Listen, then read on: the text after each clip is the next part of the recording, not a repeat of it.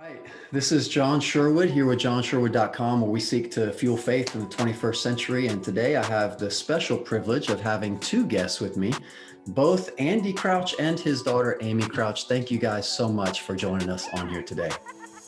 Thank you. Excited to be here. So a little backstory for those that might be unfamiliar with you and or our connection together. Andy wrote a book called The Tech-Wise Family a few years back, which I have ardently supported and recommended ever since it was released. And I got a chance to talk with you, Andy, about that book after it was released. And, the book was short and packed full of data, but the idea was that from a Christian perspective, we want to be wise in how we implement technology in our lives and to be thoughtful and not succumb to this very subtle thing that can happen, which technology starts kind of running our lives and impeding our faith, perhaps without our knowledge and our awareness. And so the subtitle of the book is Everyday Steps for Putting Technology in its Proper Place. And I really appreciate you embarking on that at obviously a very popular level. And I thought that was really, at that time, one of the first things I had ever seen at the popular level to address that kind of issue of the intersection between faith and technology. So thank you for that. And then obviously I'm getting a chance to meet Amy here for the first time, who's a junior in college and is now also an author like her father, who wrote kind of a sequel called My Tech-Wise Life, which comes from, Amy, your perspective of growing up in your crazy dad's household who was trying to manage technology in an era when that was unheard of. And so you write from your perspective on kind of what it was like growing up in that sort of environment. And then Andy, you have a letter after each chapter written to your daughter, which I thought was very heartwarming, and also adding kind of that dualistic intergenerational perspective, And so thank you guys for taking the time. This book, My Tech-Wise Life by Amy and Andy, has just been released not too long ago. So please feel free to grab a copy. It's definitely a worthwhile read. Tell me a little bit about the book, Amy, like what prompted you to want to write it? What was sort of the backstory? How did this all come to be? Yeah, well, it starts with Dad's book, which you mentioned, The Tech-Wise Family. And, that book, I would say we all in the family all felt kind of involved, but it really was Dad's project. And he wrote it for kind of parents and families. And that is great. It's a great book. But Dad and I both really felt that there was something that needed to be added to the conversation, which is the kids. People my age and people younger than me. The victims of the... Exactly. Right. We are growing up with these technologies and we're experiencing them in a very different way than our parents are. And so I really wanted to write a book from my perspective as a kid for people my age, teenagers and young adults. And I wanted to share both what it was like living in this family, which was very intentional about technology, but also the ways in which, as I was growing up, I started to kind of make my own disciplines and I started to be autonomous, to be independently making my own choices about tech. And it's also, Yeah, go for it. Well, what I would add to that is maybe you're like, why do we want to hear from just Amy? The good thing is it's not just me. Just like the Tech-Wise Family, we really wanted to know about the stories of other people. And so it's also full of statistics. We surveyed teenagers ages 13 to 21, actually asking all kinds of questions. How do you experience technology? What is it doing in your life? And so it's both my story and the story of a whole lot of other people expressed through stats. And, obviously you guys have both partnered in your books with Barna and the Barna Research Group. And obviously, I know you guys are close with Kenneman and his family, and obviously they've been through a lot this past year as well. But that's one of the great things about these books is that it is really filled with not just anecdotal personal stories of an individual family or individual life, but also really rounds out with a broader spectrum of what especially the Western life is like in terms of technology. And you mentioned, that, it was Dad's project to begin with. And I just wanted to ask, did you feel like you were fairly represented in Dad's project? Did you get a chance to read the manuscript before it went to print? Tell me a little bit about that. I did actually. I did read the manuscript. I think I like checked for typos and maybe I Amy found one copy or edited the two. manuscript. Yeah. I did, yeah. And honestly, I do think it's very representative. It helps that Mm, I actually got to write the foreword to that book, so I got to have yes. my own say. Yeah. But I mean, I think what I really appreciate about that book and what, I tried to do in my own book is Dad was very honest, both Mm, about the ways that we sort of succeeded and the ways that we failed. And I felt like I read the book and I was like, oh yeah, that is what our family does. And we're not right. perfect, but we really tried to live this way. The thing that I have found, and it was a bit surprising because I didn't quite know what to expect from your book. I didn't know much about your family or you or anything. But the thing that I found so helpful was this intergenerational lens, right? For Mm-hmm. me, I'm kind of the bubble rider, right? Like I'm kind of in between you guys. I'm right on the bubble Yeah. of Gen X and Yeah. millennials. I've got my own small kids, but obviously far younger than you, Amy. And I read the first book, The Tech Wise Family, really from a parental perspective because I had really young infants at the time. And I was thinking, how in the world am I going to navigate them growing up in a world that is going to be radically different even than it is today, much less how I grew up, right? Because I grew up right in the bubble where I'm kind of digital native, but kind of not, Yeah. And so that was the perspective that I read it in. And then I started really getting outspoken about this topic of, as Christians, obviously being a pastor, how do we manage technology faithfully? And the fact that so few people are even thinking about that concept. And so I started reading and trying to research, and that was eventually how I got to meet Andy in person at one of these conferences on technology. And one of the things that I started finding is as I was speaking and presenting, I put together some workshops for churches called Digital Babylon, borrowing from a lot of y'all's themes. And I would have a lot of parents come up to me who have those kind of preteen, teenage years in their children. And they would just be at a loss. And they would just look at me after the things that I had shared and just be like, we missed the boat. Yeah. Like we're sunk in the water. Like it's done. Like there's like, I wish I would have known this 15 years ago kind of mentality. And so what would you guys say to maybe to my generation who is raising young kids and we still kind of have the bulk of our child rearing years in front of us?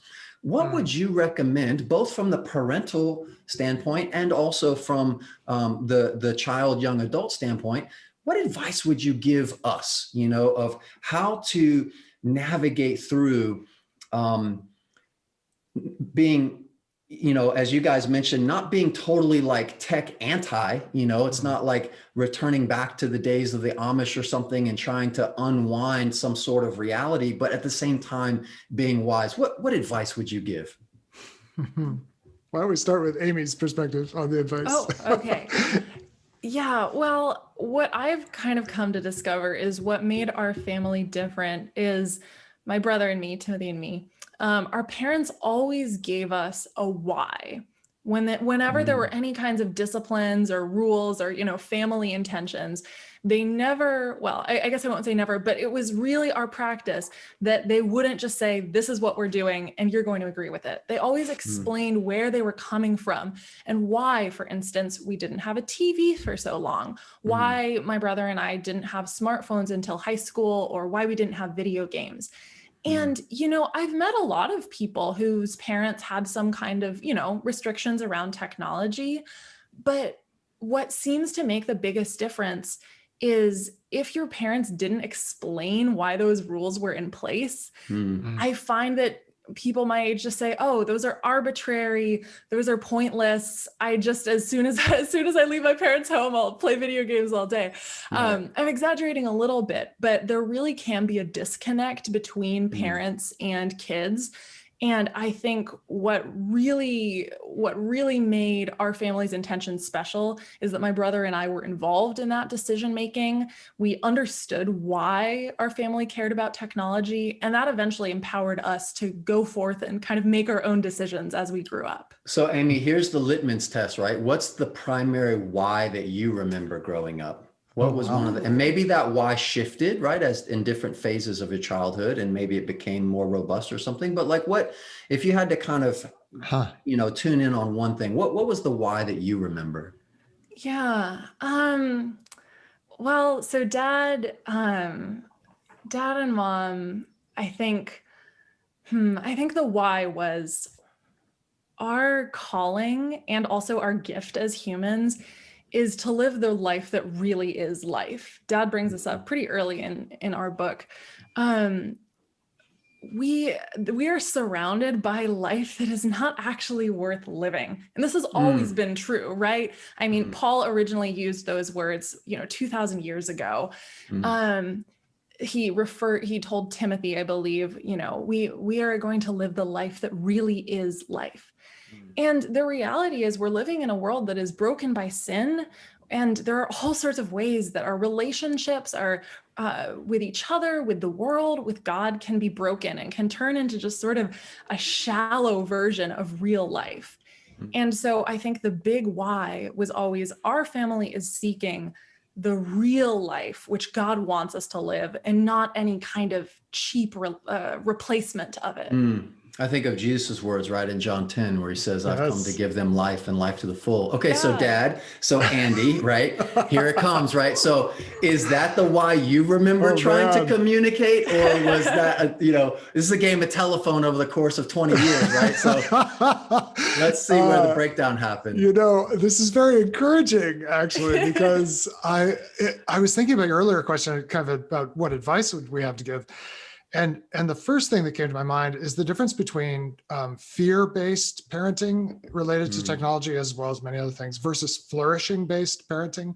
And I always want, it's not that I don't have fears for myself and my children and my world, but I never want that to be the basis of my life and my decisions and my practices. And instead, it's actually encouraging. The game of telephone seems not to have broken down, because I really would say the life that really is life is just another way of saying our core pursuit on our best days as a family, we don't always have our best days, was of that flourishing life that we were made for. And we always wanted to frame the choices we were making in those terms, rather than what we don't, especially what we don't do. There's so much emphasis on restrictions, limits.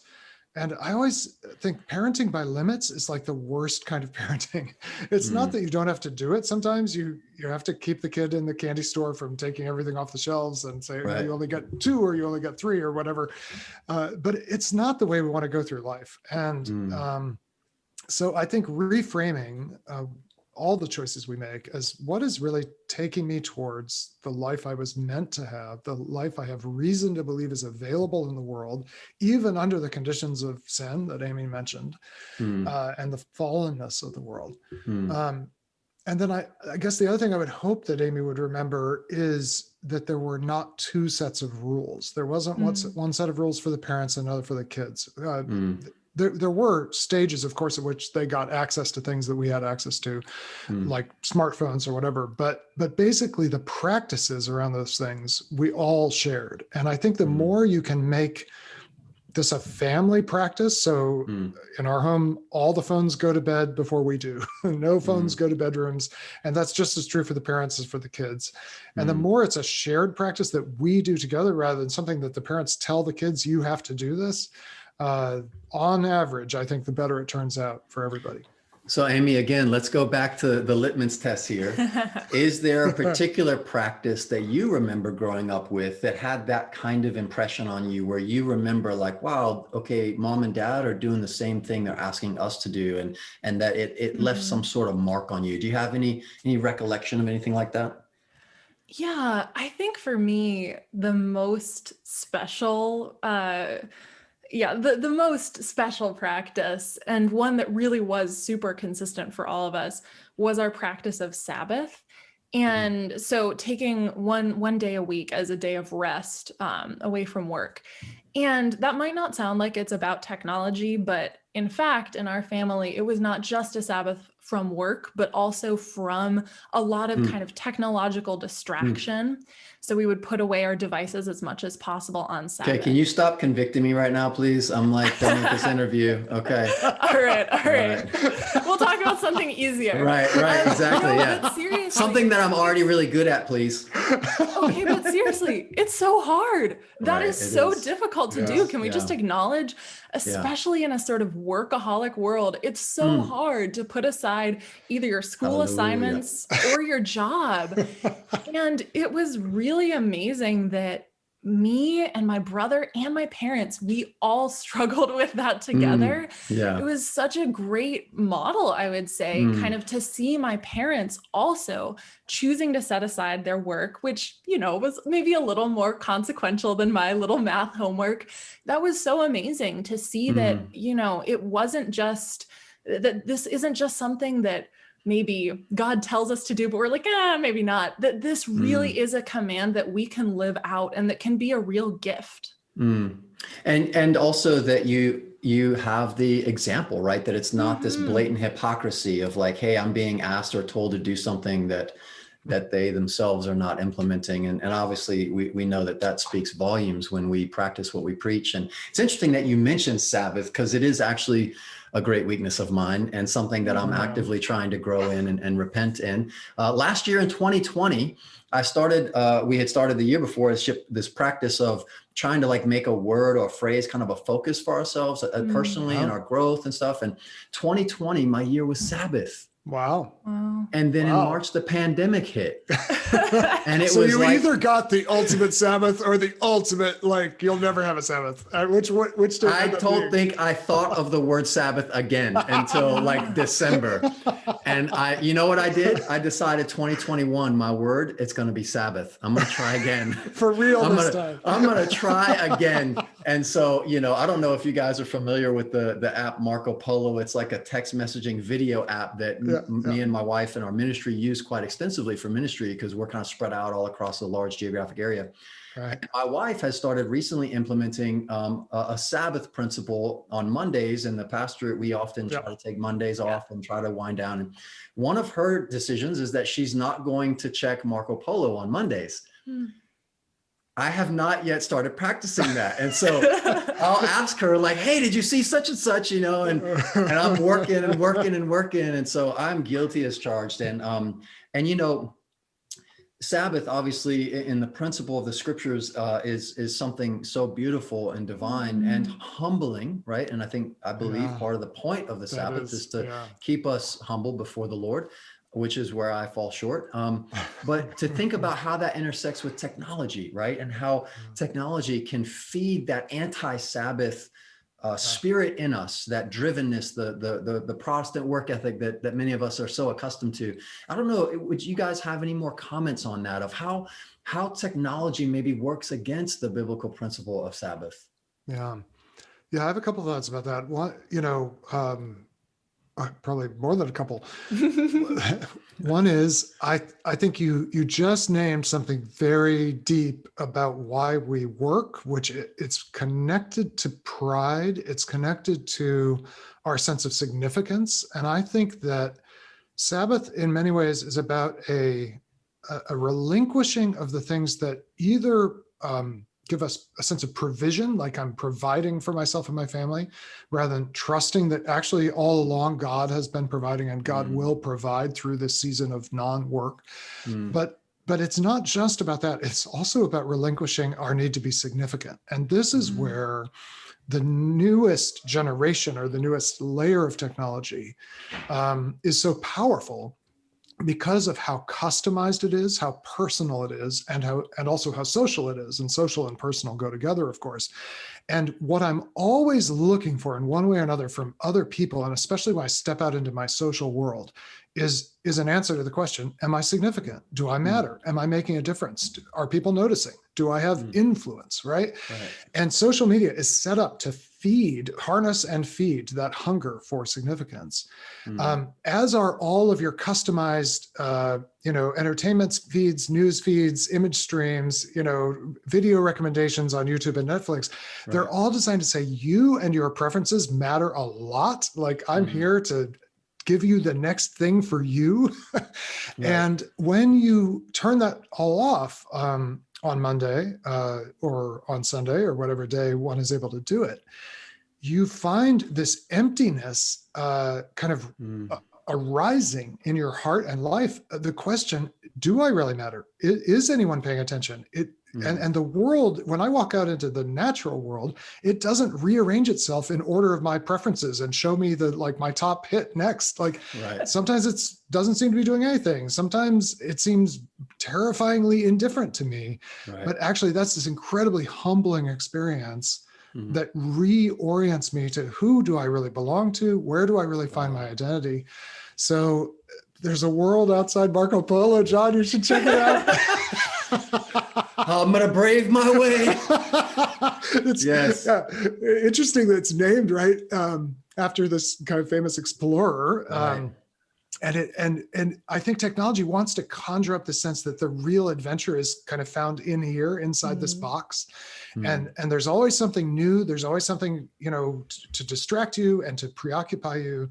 If it's well-designed technology, there will never be blank spots. There's always going to be something new for you to see every time you open up the app. What happens when we release that? Well, initially disorientation happens, but then reorientation happens, and it is possible. So, Amy, let me ask about that, the disorientation and the reorientation, right? Because I'm sort of making the assumption that you have probably grown up in an environment and a context that would represent the minority and not the majority. Would you agree with that especially in regards to technology and using it wisely, et cetera? Has that been your experience as you step out into your social world, that you kind of represent a bit of a minority perspective?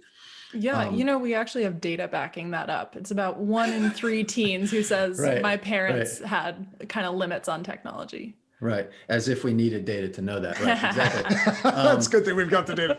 Right. Yes. So we can back up what is plainly true. So as you have stepped into your social world, and especially now as a young woman in college and all of the social blossoming that is happening in that age range and demographic, what kind of disorientation and reorientation have you seen in the life of those around you and in yourself? Yeah, that's a really wonderful question. I think, I think in many ways it's been really wonderful, because I feel like one of the things that was our intention growing up, and kind of one of the sort of the reasons behind all of our decisions about technology, right, was that other people matter and other people are amazing. And it is so much more beautiful to spend time with another person and get to know them than to stare at your own screen, which, as Dad said, is basically a reflection of you. And so it has been really wonderful kind of going into the world with this curiosity about community, about the world around me, of saying, there is something wonderful out there and I'm going to go looking for it. And so I'm really grateful for that. What I would also say, though, is it is really tough to see how much my generation struggles with technology. And I really do have a lot of conversations with people who are like, I don't feel comfortable with how social media, with how our phones, video games, whatever, are influencing us, but I don't even know how to get out of it. Right. And so I feel like I often see that my peers are struggling with technology and want a better way, but really don't know how to find it. And that has been really complicated and tough. It's given rise to some great conversations, but it's also made me really sad, because I mean, it is hard to see people kind of enmired or enmeshed, I guess, in this really difficult environment and not having that much guidance around how to get out. You reminded me of something I read in your book that I notated, you talk about having conversations and really being a light in the darkness and a prophetic voice, a prophetess to those around you of saying, here's the way, right? And you mentioned this in your book on page 106. You said, and I need the people who love me to see through my cheery mask. I need them to tell me that, no, I'm not okay, and I need to talk. I need my friends to call me out when I'm trying to shove my troubles under the rug. I need the strength to confront the fears that grow. Why? Because of my Christian faith. I believe that people who see through me are actually acting in the image of God. And I just thought that was so profound, that there's a counter argument to be made to what you just said, right? That staring at this screen that's in my pocket, that's a reflection of me, is a hollow, shallow version of the adventure that waits out there with real people. That's true, but it is also much tougher, right? There's much more suffering involved in going on that great adventure, right? There's going to be hardship and pain, and I find that for me and many that I know, sometimes that can subtly cause us to shrink back from venturing forth. But yet you say that it's your Christian faith, it's your faith in this Almighty God and in the image of the one that we bear that motivates you to embark, even maybe when very few are around you, into this adventure of beauty and wonder and suffering. Maybe you can talk about that a little bit, of the intersection between your faith in God and how that motivates you and how he motivates you to do what's hard sometimes, right? Like making wise choices with technology, etc. Yeah. Well, there's so much to say. And I am curious about what Dad would say. But, thinking back to what Dad said a few minutes ago about significance, right? About how our technologies, reinforce this idea that we're significant. I think there's this beautiful way that we are called by God to kind of turn that around. And instead of using technology to fuel our own sense of significance, to view it as our calling to instill others with the knowledge of their significance. I kind of mentioned this in the book, like a lot of teen girls, maybe even all, I really struggled with insecurity. And I really struggled with feeling like I was not significant, that I didn't matter.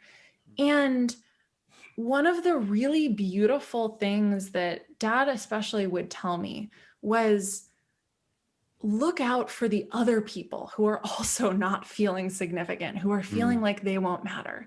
And what if you viewed it as your calling to go to them and say, hey, you matter, I care about you.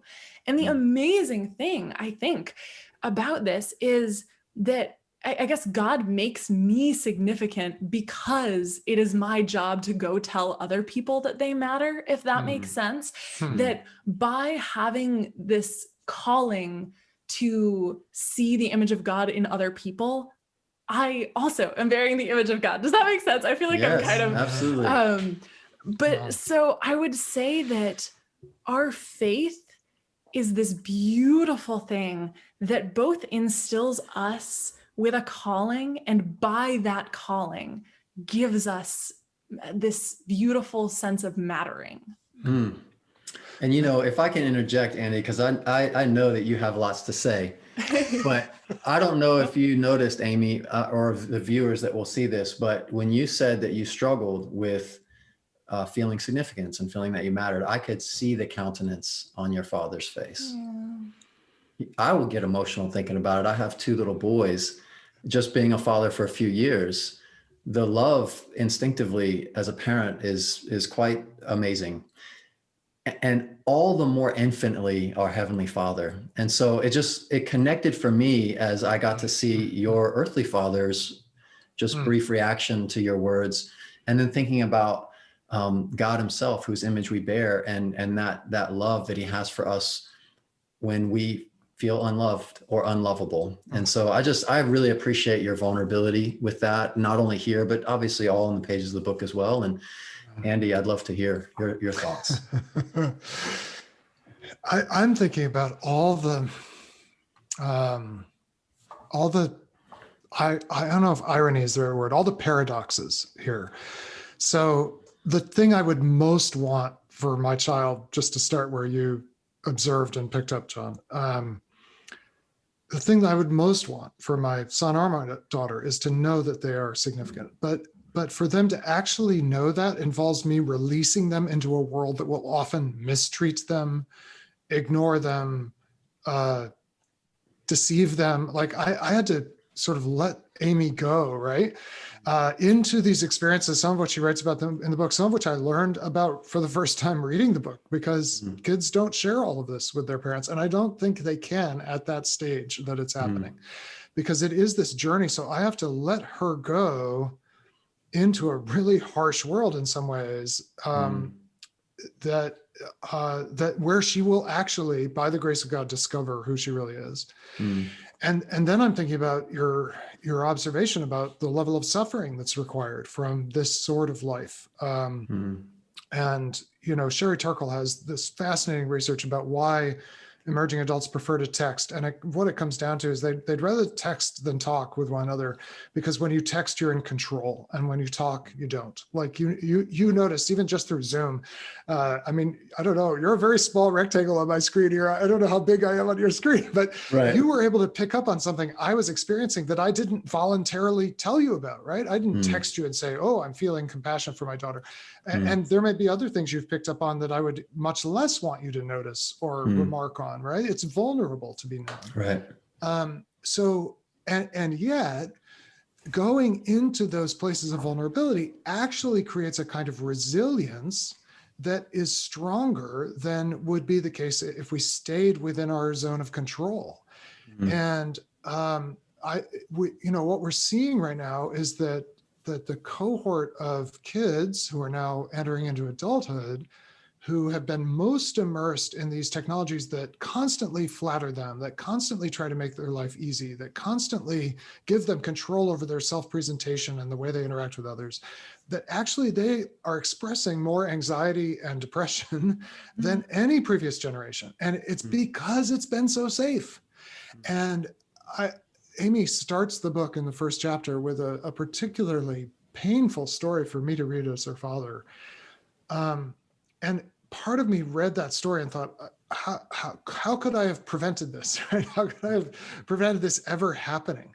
But actually, that's not an image of God question, because God and the Son, I think in the full willingness of the Son, say, rather than asking, how can we prevent the Son from suffering, actually ask, how can this suffering that belongs to the Creator and Redeemer of the world be fully realized and be fully redemptive in the world? Does that make sense?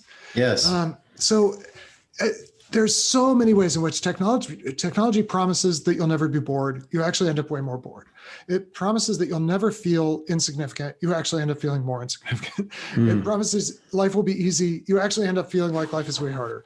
And the way out is all through these paths of renunciation and a different kind of life that end up being the life that really is life. And the scriptures are chock full of these kinds of paradoxes, right? That to find life, it's through death, right? Save your life by losing it. Right. Yeah, exactly. And so I want to ask you a question as we get ready to land this plane about the parenting perspective in particular, right? Because you brought up something that I think I see a lot. I've been working really closely with college age and college ministry for the last 15, 20 years. And so I've had a specific window into that emerging adult population and how they view their parents and how they view the parenting that they've experienced, and often in a faith-filled Christian context, right? This term has been coined recently and it's become popular, the kind of helicopter parent or helicopter parenting, right? And you kind of start to touch on some of these things that our instinct, right? I think maybe in our flesh is to try to preserve our children and ourselves from all suffering, rather than maybe a more divine perspective is that rather than try to obfuscate or go around suffering, God wants to redeem us through suffering. And I think of the scripture in Hebrews, obviously, it said Jesus learned obedience through what he suffered, right? And so what advice would you give to parents today? Maybe to people like me who have smaller kids, or maybe people that are, having the later years of their children in their home. what advice would you give to fight against that urge to helicopter, to try to preserve, to try to, unwittingly induce emotional lack of resilience? Yes. Right. Yes. What advice would you give? Because I think it takes emotional resilience on the part of the parent, right? To be able to willingly allow your child to go through suffering, or not, blockade them in every way from suffering. What advice would you give? Wow. Well, I don't know that I can improve on what you said, John. I think you're naming one of the very deep dramas of parenting. And a lot of it, of course, has to do with my own sense of what am I in the world for? Am I in the world for control and safety?